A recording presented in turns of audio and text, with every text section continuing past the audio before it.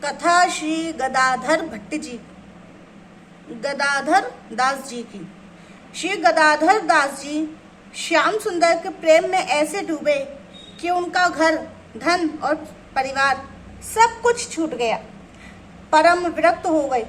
कुछ दिन इधर उधर घूम फिरकर आप महाराष्ट्र में ताप्ती नदी के तट पर बुरहानपुर को आए और उसी के निकट एक बाग में आसन लगाकर बैठ गए। लोगों ने आपसे बहुत अनुनय विनय करके कहा, प्रभु गांव में चलकर किसी मंदिर में रहिए, परंतु उनके कहने से आप गांव में नहीं गए। उसका कारण यह था कि आपको एकांत में ही सुख था।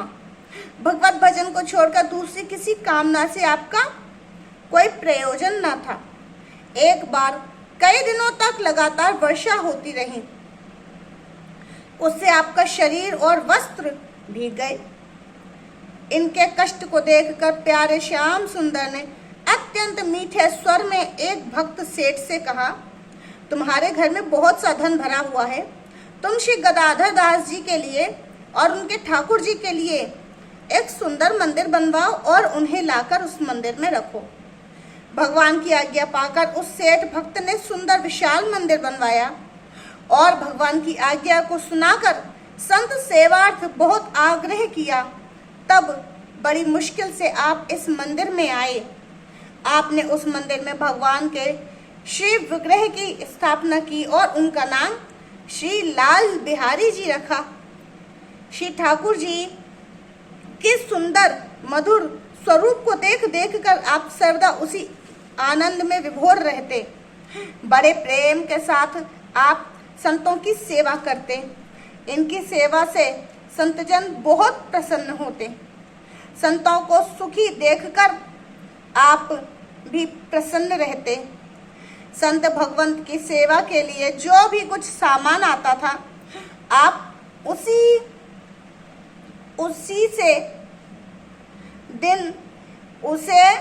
दिन सेवा में लगा देते। बासी अन्न धन दूसरे दिन तक के लिए नहीं रखते थे। एक बार रसोइये ने छिपाकर कुछ सामान रख रखा था।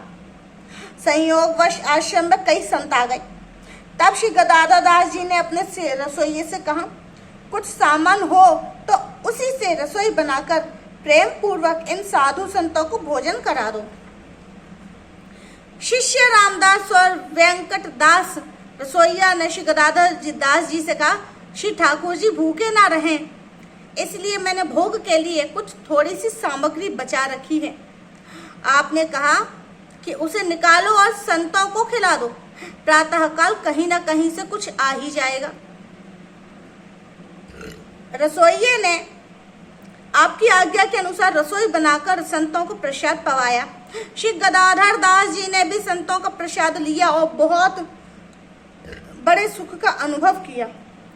संत सेवा में इनके प्रेम को देखकर उन संतों ने प्रसन्न होकर कहा कि आपके पवित्र सुयश को सारा संसार गाएगा।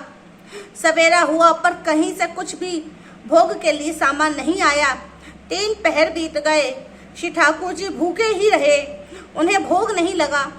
इससे रसोइया को क्रोध हुआ। वह कहने लगा, न जाने कब परमात्मा हमको ऐसे गुरु से और इस दुख से छुड़ाएगा।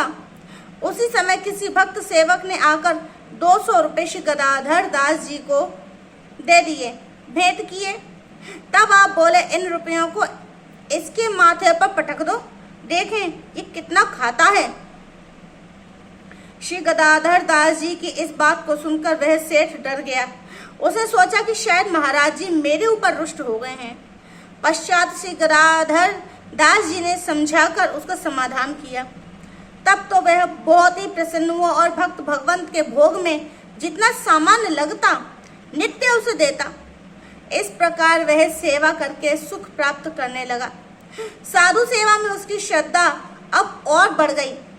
कुछ दिन बुरहानपुर में रहने के बाद आयु को थोड़ी जानकर श्री गदाधर दास जी वहां से चलकर मथुरा जी आ गए और वहीं रहकर परमानंददायिनी ब्रज लीलाओं के मधुर रस का आस्वादन करने लगे। इस प्रकार आपने श्री विहारिणी बिहारी जी की तथा साधुओं की प्रेम से सेवा की, उनके श्री चरण कमलों में अपने मन को भली भांति लगाया